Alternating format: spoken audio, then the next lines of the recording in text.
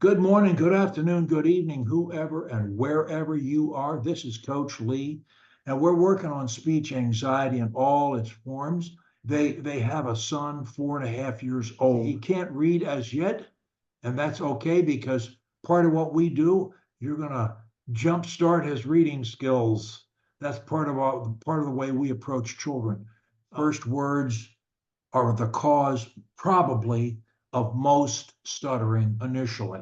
And then it snowballs into other things, and they get nervous about all words. And so it bleeds into conversations. But our methods attack, we have certain tools we use which attack first words, and other tools that we use that attack, they're temporary, that attack conversations themselves, because some people, their primary problem is in conversations. But it usually starts with the first words, individual words, first words, or most often the stutterer's name. Lee Lovett can't say Lee, or Adam, or whatever the name may be. Some general things about stuttering with children. Number one, basically, a lot of our methods are difficult to apply to anybody that isn't at least 13 years old. So you say, well, why are we talking then? Well, there are other things we can do.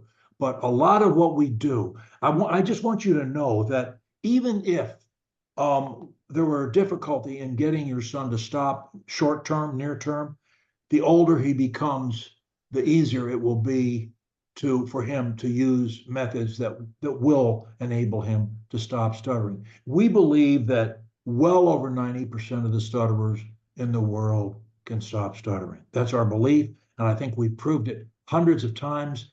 We're the only organization, the only community of ex-stutterers in the world. You're talking to that community right now. And we're very proud of that. And so, but it takes time. It's not magic. There's no pills here.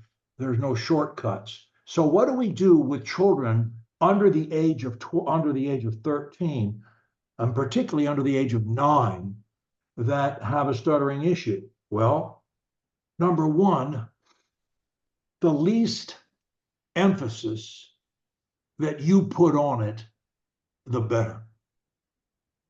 In other words, stuttering is part of it is perfectionism, which somebody 4.5 years old is a little young for them to be a perfectionist, but it's a concern with what other people think. And all of us have those concerns. You do, I do, everybody you know does, and your son does too. So everybody is concerned with other people's opinions, and that is a problem. And part of what we want to do is get him, we don't want to lecture him much on that. It's kind of an older person concept. So we're not going to really work on that with him, but we're going to work on it through you with him. We want, in time, we tell adult stutterers, look, the only opinion that matters is your opinion of yourself, long term. And the only way you have a good opinion is to do a lot of right things. And so that otherwise, you're like, everybody has a bad opinion of themselves in some respects, and everybody is too concerned about other people's opinions in some respects. So what do we do with your child without talking about this, because we're not really going to? What do we do to get your child to think about it differently? Well, the first thing is we change our method of speech. We begin to speak slowly in shorter increments of words. And when we speak, we pronounce all of our words and all of our syllables and all of the word endings. That's the way we talk. If there are any other members in the family other than your 4.5-year-old son that are older, we urge them to do the same thing. If they're not old enough to do that, then we're going to teach like Confucius did by example. We're going to improve our speech. Until just now, I've been talking too fast to you. Most people do. Speed kills. In terms of stuttering, for anyone who has a proclivity for it, the speed is a significant problem. So we must find a way to slow them down. Your speech pathologists may have been telling you that already, and in that, if so, in that they're very correct. Now, we don't walk around and say, speak slowly, speak slowly. We don't, there's nothing that we do that's intimidating to the child, period. So what do we do then? Well, we speak slowly. And when they speak too fast, well, we probably, when we may have some very short, occasional conversations about talk speech, but they're short and we don't hit them with it all the time. And in those conversations, we just say, honey, it will be better if you and your dad and I all talked slower. We're going to try and do that because it makes speaking easy. So once in a while, when you're talking too fast, I'm not going to tell you to slow down, but I'm going to go like this. That's all I'm going to do. That's it. Or I might, in an extreme case, go like this. That's all I'm going to do. I'm not going to say a thing. Now, every time the child mispronounces a word, and a lot of words are hard to pronounce, especially when you're 4.5. So let's say he's trying to say metaphysics. I doubt he would be, but it's a good example. Metaphysics, four syllables. Well, he can mess it up a million ways. Metaphysics. He doesn't know how to say all that. So we break it into 4 words. Metaphysics. So when you are talking about things, break them into their syllables. I'm not asking you to speak like a robot, and I'm not asking your child to do that either. I don't talk like a robot. The people we coach don't talk like robots, but we do slow down and we do pronounce our syllables. And so, as a general policy, the main thing you want to teach, speech, when we speak slower, we're more relaxed. Life is easier. It is. There's less tension in us. So you want that for your child. So the heat's off. You're taking the heat off and you're going to teach by example. Slow down your speech. You need to slow it down, at least until there is no sign of issues with any of your children with talking fast. You've got to be a good example all the time. And you can't change what a 3.5 and a 2.5-year-old do. They're going to do what they do. But your example will have some effect. And when they bungle a word, rather than say, no, that's not the word, and you shouldn't say it that way, you should say so and so. Don't do that. Just if they bungle a word, just use it yourself without saying, oh, you bungled it. Don't do that. Just use the word yourself properly. Oh, metaphysics. Yes, that's a lovely subject, and go on. They'll show them by the way you pronounce it correctly. You'll teach pronunciation by simply using the same words in a proper way. Okay. Now, that's the hardest part of this because you've got to change your modus operandi with speech. You've got to put a harness on yourselves and slow it down. You've got to set a good example. Now, the main thing that you can do that, part of what I think is really great news about this is that, it's kind of like, as you may know, the Chinese symbol for crisis is the same as the symbol for opportunity. And we often think that crisis is opportunity and opportunity is crisis, and it is.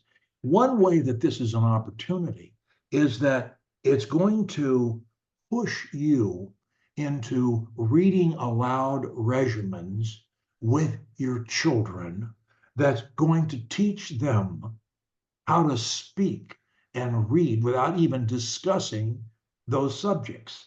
And it's also going to teach them how to read better.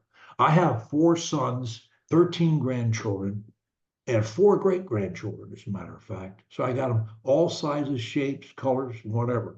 And one of my daughters-in-law was, she's a CPA, but she was quite a student herself. And she got her kids reading before school. And by the time they hit first grade, they were like third grade level, and they never looked back. 2 of them are Phi Beta Kappas, and they just blew school a new one. And reading aloud, we teach reading aloud, and I read aloud to my students, and I call everyone I coach a student, no matter whether they're 4 years old or 88, and I've got both. Um, I make them read aloud to me or ask them to, and I read aloud to them. And by doing that, I get some sense as to how much they can focus on how you say something. When you focus on how you say it, not on the words themselves, oh, I stutter on saying Kelly, but when I think about it in terms of how can I say Kelly in a way that puts something into it, like an actor on the stage. And I want to say things like I mean it. I want to say things with passion. I want to be a good example. Now, there are a lot of things to read aloud with children that are great fun for the children. But looking up on Google for the right age, reading materials with them, and just seeing what you come up with. When you're reading aloud with a 4.5-year-old, you noted that the child doesn't read yet. Fine. All the better opportunity. He's going to be reading soon, because that's what, if you do what I suggest, that's how you're going to spend your idle time around there. And you're going to play parts on the stage. Like Shakespeare said, all the world's a stage, all the men and women are merely players. And that's what we're going to become. You are going to become the lion or the hippopotamus or whatever it is, and your child's going to be a part, and everybody's going to learn words, and they're going to learn how to read them and how to say them and how to make their sounds, and the whole time doing it slowly, always thinking about keeping the speed down and pronouncing all syllables and word endings and getting them to read. Now, most people who stutter do not have a stuttering problem when they read aloud alone. Well, your child doesn't read aloud, doesn't read yet, but the odds are that to the extent that he can, soon, within a matter of days, he's going to know some words because you're going to teach them to him. And so he's going to know some words. What's this? Lion. And he's going to know about that. And so here it is. And then before long, it'll be Lion, lion. We can even spell it. And so, and of course, what do we all react favorably to? Applause. So we're going to applaud all of our progress, all of our reading progress. It's going to be how well we're doing. It's not that we have a problem. It's how well we're doing. Now, I don't have a specific program. I should have by this time, but most of the people I coach are older than 13 and up. But in terms of reading aloud, it seems, I'm thinking right now, the best place to start in examples with you. Getting people to think about how they say things rather than the specific words. I think again, it's got to be by example. You should know, and you may already know. I have no way of knowing what you know, so I assume you know nothing. That's the only way I can do it. Um, the stuttering professionals believe that 5% of children stutter. That's what they say, and they may be correct. I don't know. I wouldn't challenge it. I mean, I accept it since I have no basis to challenge it. They also say that 4 of the 5% or 80% of those people will outgrow it naturally. They'll simply outgrow it. Now, speech pathologists have no idea why, because they never stutter. But I'll tell you why. It's avoidance. People become artists at not speaking where they're embarrassed or in a way that's going to embarrass them. So they're quiet in a lot of situations. And in some cases, they're almost always quiet. But even some of the most introverted people you've ever known were stutterers. But they'll never tell you that. And they might even deny it because they view it as something disgraceful. People do for some reason. And a lot of people say it's genetic. I was a medical doctor wrote me this week and said that the speech language pathologist told her it was genetic. And I said, that's not true. I have talked over 8,000 sessions individually with stutterers and the parents of stutterers in the past 8 years. 8,000. Now, and I've communicated with, I can't tell you how many, 1,000, 2,000, I don't know, but I've actively dealt with hundreds. And I've gotten questionnaires from them. And 80% of those that I've ever met or discoursed with had no other stutterers in their family.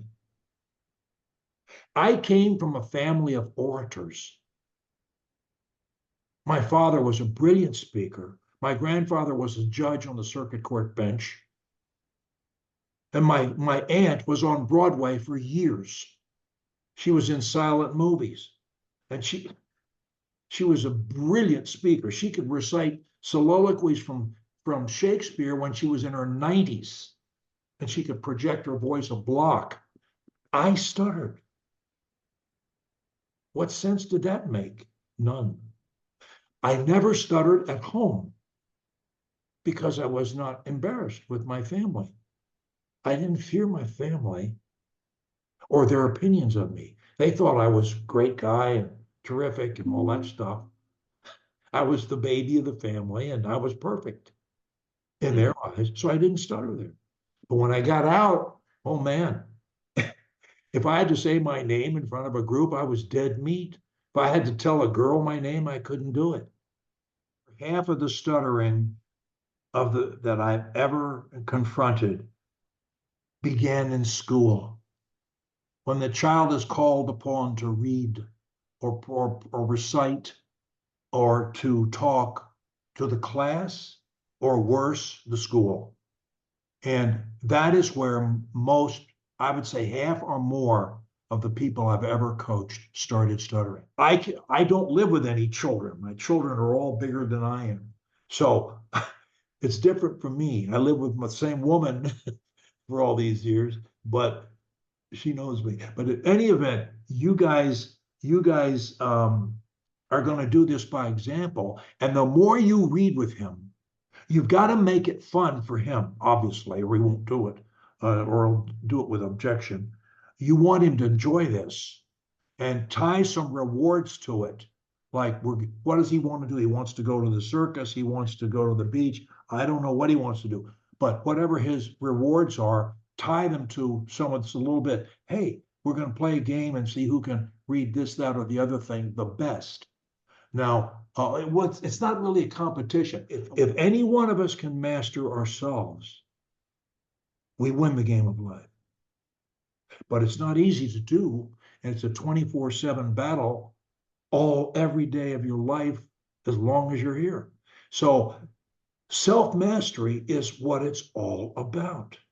So with your child, reading aloud,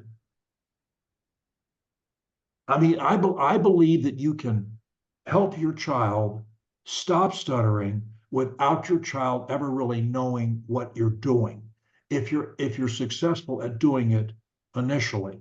Now, I want to demonstrate some a little bit of reading because I want to make sure that you understand what I'm trying to say. Okay, so There it is. I want to be positively emotional and joyful in the way I speak. That's what I want to teach. Every time we smile, it takes 12 muscles. And as you know, we send an endorphin type message to every one of our 30 trillion cells. So speaking with a smile and putting a light heart on as much as we do is hugely helpful. Um, a lot of what we do is holistic. And even at 4.5, without discussing it in those terms, it's the same thing. Now, when I'm worried and I can't sleep, I count my blessings instead of sheep, and I fall asleep counting my blessings. When my bankroll is getting small, I think of when I had none at all, and I fall asleep counting my blessings. I think about a nursery and I picture curly heads, and one by one I count them as they slumber in their beds. So if you're worried and you can't sleep, just count your blessings instead of sheep, and you'll fall asleep counting your blessings. Express your ownership. Feel it. I showed my emotions more. I let them out. I had time to do it. This is the game of reading aloud that I want to ask you, both of you, to do with your child. If you can do this with your child and get your child doing it, the stuttering is going to vaporize. It's gone. It's going out the door. And the more you do of this, the faster it's going and the more permanently it's going. Another child that I was coaching, actually, she was 9 years old and she lived in Canada. And she's the oldest of, I think, 5 children. And they kind of all stutter. It was sort of monkey see, monkey do, because she said, oh, it runs in their family. No, monkey see, monkey do runs in their family. So that's another reason why you don't want your 4.5-year-old being the oldest. You don't want him leading the way with stuttering either. So we're gonna turn this worm, and it's going to go the opposite direction, because what in our program we say first base is we stop appearing speech disabled. We may still make mistakes. I make mistakes and force a word once in a while, but nobody thinks I'm a stutterer. So we stop appearing to be stutterers. That's first base. Second base is we don't plan words. Now, you wouldn't understand that because you're not stutterers. But believe me, if your son sticks around with stuttering for a while, he will understand it. And planning words is a huge problem, separate and distinct. And it leads to stuttering. It isn't stuttering, but it causes it. And third base, so we got to stop that. And one way we do it is be an actor or an actress. When you speak, be positive and emotional in a joyful way about your speech. So, and third base is we love to speak everywhere. Now, I'm a guy who the first time that I had to talk in court, I couldn't say my name. I couldn't say my client's name. And I was 25 years old and I was married and I had 2 kids and I was broke. And I thought my career was over. I thought I was destined to failure. And I went to a psychiatrist And he got me into self-hypnosis. And that, coupled with learning some of the tools, some of the things we do, I was able to stop stuttering. It took me several years. And then it took me 10 years to stop planning my words. 10 years. And by the time I was 40, I love to speak. And it's going more and more so. And I, in my career, spoke live on radio dozens of times and on TV quite a few times. And I just loved it. I became the reverse. And I was able to say, guess what? I converted stuttering into a blessing in my life because I went from the guy who couldn't talk to the best talker in the room. Oh, yeah. And I love every second of it. And I say, give me the mic. I don't care where it is or who's listening. I will take the mic. I'll introduce myself and everybody on the planet and have a great time doing it. I was a singer, and I never sung when I never stuttered when I sung. That's another way out for some stutters. You know, Voltaire, the great French philosopher, said laughter saves us from insanity, and his motto was laugh and make laugh. And that's one of the things we try and breed into our speech is laughter. And having a smiley face, you know, we try and find the sunny side of everything. And almost everything has a sunny side somewhere. And we want to find it. Now, getting back to reading aloud, you get the idea. It's a game of how much you can be what you're reading, and therefore be a fine speaker. We want your son not only to stop repeats and blocks, we want him to be the best speaker he knows. And he can be that. Most of us can be. It just takes some effort. But how much reading aloud? You know what we tell our students? We ask them to do an hour a day and more if they can. And believe it or not, we have some students who do 4 and 5 hours a day of reading aloud. And why do they do that? Because they hear themselves being fluent the entire time. And they get to practice thinking about their message. Now, as you two read aloud to your son, you're going to think more and more about the message. And you're playing a game. How much can you sell that message? That's the game. And each one of you will be different. And that's fine. That's great. We're all individuals. No problem there. And your son is going to see the example. And he's also going to learn bear means a bear and deer means a deer and so forth. And you may be able to find online or in your local children's bookstore what I have is I really got from children I coach more than anywhere else. So and the age is different, and you're looking specifically for the age of your oldest child. So, but everybody can benefit from it. Actually, they can all surprisingly. The human mind is infinitely smarter than we think it is. It really is. It does wonderful things. But who was it that said the mind is like um, a scary neighborhood at night?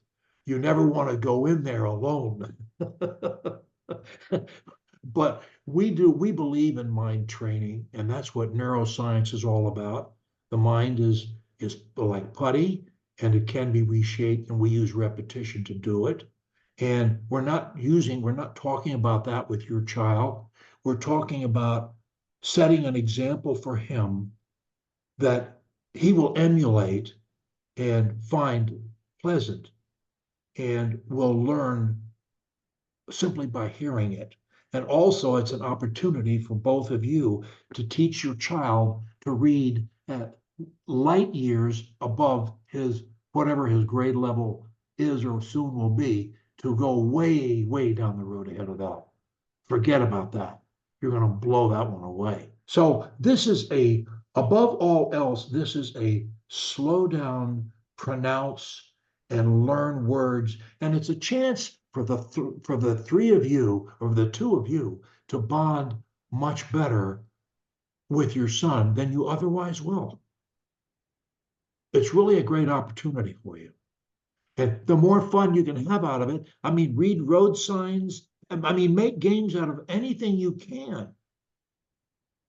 And again, I would, if I were you, I would go online and I would look for stuff. 4.5 years old, I would, keep searching for that and come up with the most. You want things that are the most fun for your child, and where you guys can be actors and actresses and have fun doing this. And your younger children are going to see this and they're going to like it too. And they're going to sit around on the periphery and they're going to, by osmosis, pick up a lot of it. And it's going to be very beneficial to the whole family. And never fear if the specific incidents of the fact that he does not think of himself as a stutterer right now removes from what I would otherwise say to you. It takes a lot off the table. I think you should look at this as an opportunity to bring your family together in a way that you never otherwise would have had, and capitalize on it and exploit it to the hilt, and take it as far as you can. Bottom line, whether I'm here or not, if he were still stuttering when he's 13, there's a lot of things in our program that he can do that will change that. But no, seriously, when I've got an orthopedic surgeon, 88, who stopped stuttering after 85 years, what's wrong with that? Yeah. In less than a year, probably 6 months.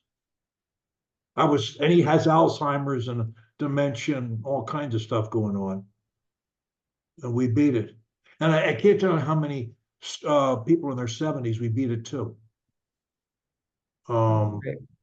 So, Right. I mean, but most of the people we help are between 18 and 35. That's when people are most sensitive to it. They're in class, they're being humiliated with presentations, and that presents a whole nother thing.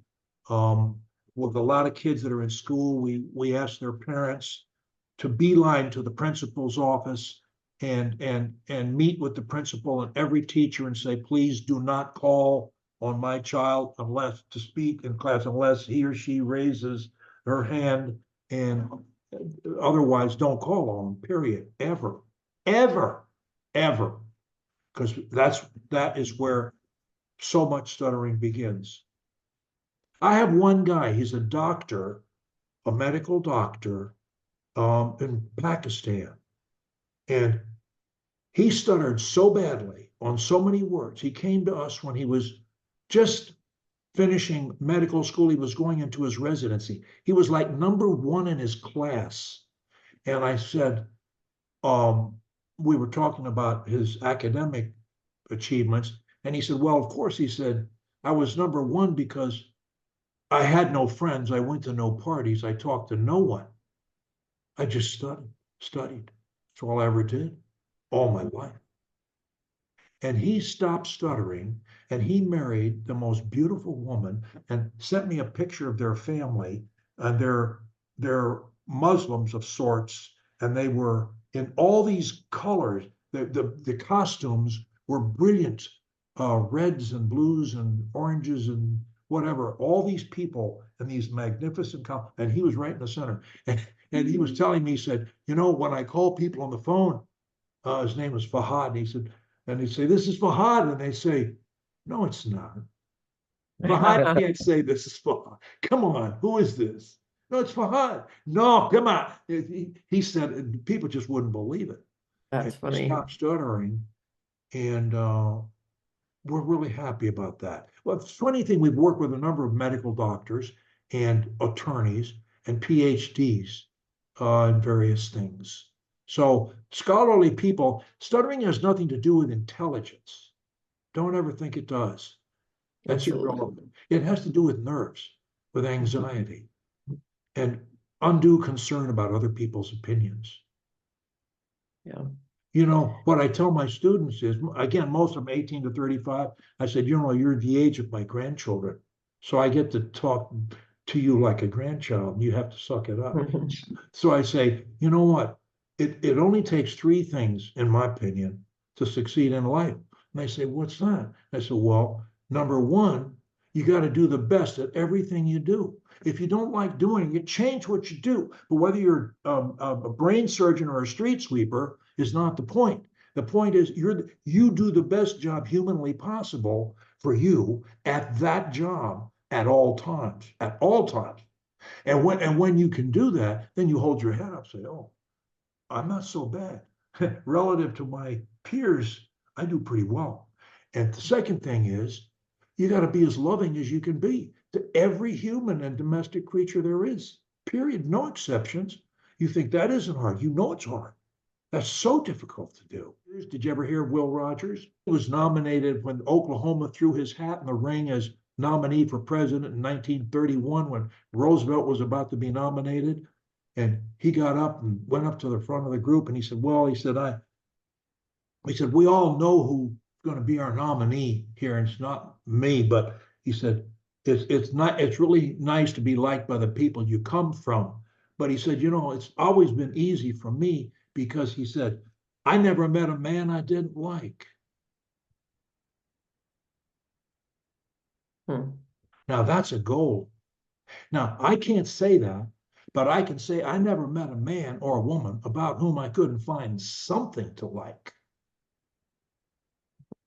So that's part of loving. And you know, Ralph Waldo Emerson said he never met a man from whom he couldn't learn something. And I say, there's nobody over the age of 12 on this planet that can't teach me something right now. No one, not one person. Yeah. So the goal is, what can I learn from them? So being our best, doing our best is the first thing. And the second thing being loving and learning from people. And the last thing, and the most important thing, daily mind training. And that's part of our program.